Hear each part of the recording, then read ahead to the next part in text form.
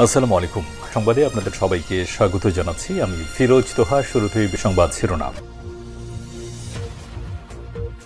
বাংলাদেশের সর্বশেষ গুরুত্বপূর্ণ আপডেট সংবাদে আপনাকে স্বাগত। শুরুতেই সংবাদ শিরোনাম, এরপর বিস্তারিত। শুরুতেই জানিয়ে দিব, চাঁপাইনবাবগঞ্জ সীমান্তে বিএসএফের গুলিতে কৃষক আহত। ভারতীয় সীমান্তরক্ষী বাহিনীর বিএসএফের গুলিতে চাঁপাইনবাবগঞ্জের তেলকুপি সীমান্তে এক বাংলাদেশি যুবক আহত হয়েছেন। শনিবার 25শে জানুয়ারি ভোর 5:30টার দিকে তিনি বিএসএফের গুলিতে আহত হন। পরে সকাল 11:30টার দিকে তাকে রাজশাহী মেডিকেল কলেজ রামেক হাসপাতালে ভর্তি করা হয়। এরপর জানিয়ে দিব, ট্রাম্পের প্রথম পার্টনার বাংলাদেশ। আশিক চৌধুরী। যুক্তরাষ্ট্রের সঙ্গে বৃহৎ এলএনজি চুক্তি স্বাক্ষর করার পর বাংলাদেশ বিনিয়োগ উন্নয়ন কর্তৃপক্ষের বিডা নির্বাহী চেয়ারম্যান আশিক চৌধুরী এক ফেসবুক স্ট্যাটাসে লেখেন, ডোনাল্ড ট্রাম্প যুক্তরাষ্ট্রের প্রেসিডেন্ট হওয়ার পর আমরাই প্রথম দেশ যারা কোনো ডিল সাইন করলাম। এদিকে ঢাবির ভর্তি পরীক্ষায় মুক্তিযোদ্ধা নাতি নাতনি কোটা বাদ। ঢাকা বিশ্ববিদ্যালয়ের ঢাবি এবারের ভর্তি পরীক্ষায় মুক্তিযোদ্ধা নাতি নাতনি কোটা বাদ দিয়ে অনুষ্ঠিত হচ্ছে। ভর্তি পরীক্ষায় শুধুমাত্র মুক্তিযোদ্ধার সন্তানদের জন্য কোটা রাখা হয়েছে। এরপর জানিয়ে দিব, 1/11-র ভয় দেখিয়ে লাভ হবে না, রিজভী। বিএনপির সিনিয়র যুগ্ম মহাসচিব অ্যাডভোকেট রুহুল কবির রিজভী বলেছেন, 1/11-র ভয় দেখিয়ে সমর্থন নিতে চায় অন্তর্বর্তী সরকার। স্পষ্ট করে বলতে চাই, ভয় দেখিয়ে লাভ নেই। এদিকে ডিজির ভারত সফর নিয়ে কোনো গোপনীয়তা নেই, BGB. Border Guard Bangladesh BGB মহাপরিচালক মেজর জেনারেল মোহাম্মদ আশরাফুজ্জামান সিদ্দিকীর ভারত সফর নিয়ে কোনো গোপনীয়তা নেই বলে জানিয়েছে বিজিবি। বিজিবি বলছে, কিছু গণমাধ্যম এমন সংবাদ বিজিবির ভাবমূর্তি বিনষ্টের পাশাপাশি জনমনে বিভ্রান্তি সৃষ্টি করছে। এবং সর্বশেষ জানিয়ে দিব, পানামা জয়ে নিজের পররাষ্ট্রমন্ত্রীকে পাঠাচ্ছেন ট্রাম্প। ক্ষমতায় বসার আগেই পানামা খাল দখলের হুঙ্কার দিয়েছিলেন মার্কিন প্রেসিডেন্ট ডোনাল্ড ট্রাম্প। এজন্যই ভিন্ন কৌশল নিয়েছেন তিনি। নিজের প্রশাসনের নতুন পররাষ্ট্রমন্ত্রী মার্কো রুবিওকে পাঠাচ্ছেন পানামায়। লাতিন আমেরিকায় যুক্তরাষ্ট্রের খুবই ঘনিষ্ঠ মিত্র দেশ পানামা, কিন্তু ট্রাম্পের সাম্প্রতিক মন্তব্য দুই দেশের মধ্যে উত্তেজনা সৃষ্টি করছে।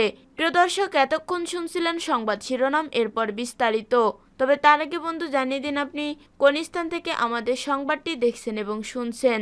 জানিয়ে দিন এই সংবাদ সম্পর্কে আপনার মূল্যবান মতামত। আর বন্ধু, আপনি যদি আমাদের চ্যানেলে নতুন হয়ে থাকেন তাহলে ভিডিওটি দেখতে দেখতে চ্যানেলটি সাবস্ক্রাইব করে রাখুন, যাতে করে আমাদের পরবর্তী সংবাদগুলো সবার আগে আপনার কাছে পৌঁছে যায়। এবারে বিস্তারিত। চাঁপাইনবাবগঞ্জ সীমান্তে বিএসএফের গুলিতে কৃষক আহত। ভারতীয় সীমান্তরক্ষী বাহিনীর বিএসএফের গুলিতে চাঁপাইনবাবগঞ্জের তেলকুপি সীমান্তে এক বাংলাদেশি যুবক আহত হয়েছেন। শনিবার 25শে জানুয়ারি ভোর 5:30টার দিকে তিনি বিএসএফের গুলিতে আহত হন। পরে সকাল 11:30টার দিকে তাকে রাজশাহী মেডিকেল কলেজ রামেক হাসপাতালে ভর্তি করা হয়। গুলিবিদ্ধ যুবকের নাম মোহাম্মদ হাবিল উদ্দিন, 30। তিনি চাঁপাইনবাবগঞ্জ জেলার শিবগঞ্জ থানার তেলকুপি এলাকার বিলাল উদ্দিনের ছেলে। রাজশাহী মেডিকেল কলেজ হাসপাতালের জরুরি বিভাগের ভারপ্রাপ্ত চিকিৎসক ডাক্তার শঙ্কর কুমার বিশ্বাস কালবেলাকে এ তথ্য নিশ্চিত করেছেন। এলাকাবাসীর বরাত দিয়ে স্থানীয় ইউপি সদস্য কাশেদ আলী জানান, ভোর রাতে সীমান্ত এলাকার গমের জমিতে পানি দিতে গিয়ে বিএসএফের গুলিতে হাবিল আহত হন। পরে স্থানীয়দের সহায়তায় তাকে উদ্ধার করে হাসপাতালে নিয়ে গেছেন পরিবারের সদস্যরা। আহত যুবক জানান, চাঁপাইনবাবগঞ্জ জেলার তেলকুপি সীমান্তে ভোর 5:30টার দিকে গম খেতে পানি দিতে গেলে বিএসএফ তাকে গুলি করে।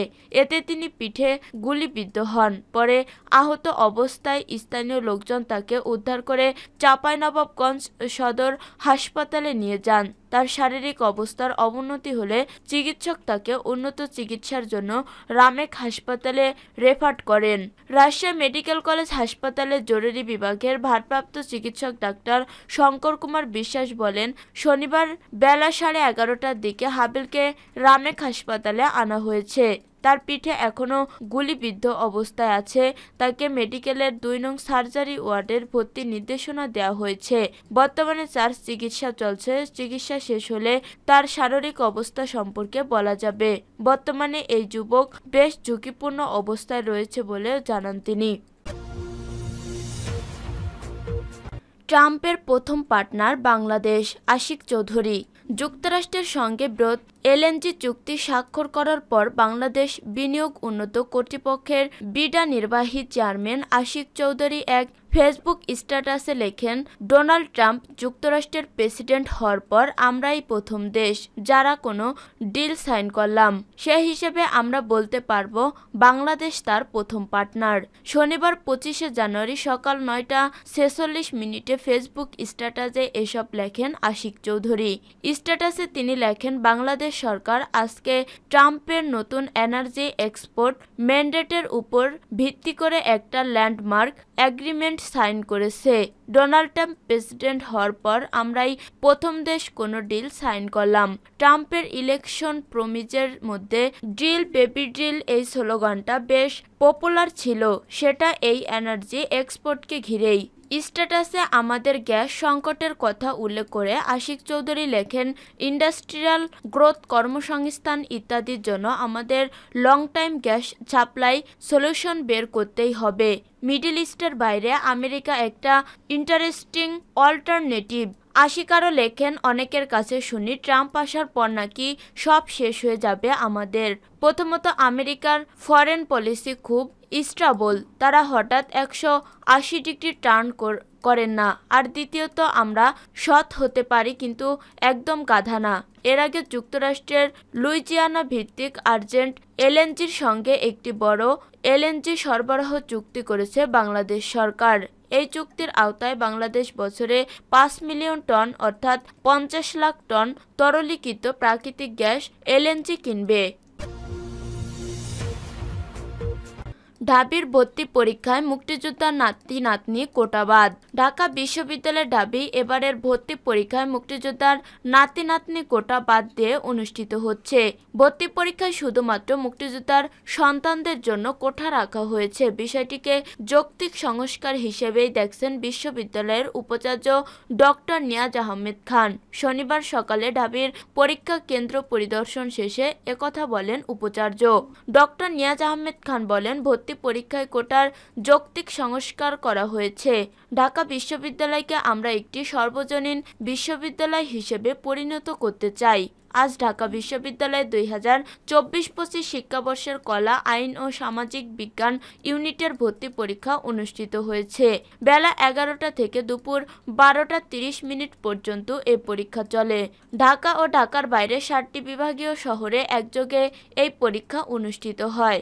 ঢাকার মধ্যে ঢাকা বিশ্ববিদ্যালয় সহ অন্যান্য কেন্দ্রে পরীক্ষার্থীর সংখ্যা ছিল ৭১,০০৪ জন। এছাড়া বিভাগীয় শহরগুলোতে শনিবারের পরীক্ষায় অংশগ্রহণ করেন ৫৪,৪৯৬ জন। এবছর কলা, আইন ও সামাজিক বিজ্ঞান ইউনিটে ২,৩৩৪ আসনের বিপরীতে ১,২৫,৫০০ শিক্ষার্থী আবেদন করেছেন, অর্থাৎ প্রতি আসনের বিপরীতে লড়েছেন ৪৩ জন শিক্ষার্থী। ১/১১ ভয় দেখিয়ে লাভ হবে না, রিজভী। বিএনপির সিনিয়র যুগ্ম মহাসচিব অ্যাডভোকেট রুহুল কবির রিজভী বলেছেন, ১/১১ ভয় দেখিয়ে সমর্থন নিতে চায় অন্তর্বর্তী সরকার। স্পষ্ট করে বলতে চাই, ভয় দেখিয়ে লাভ হবে না।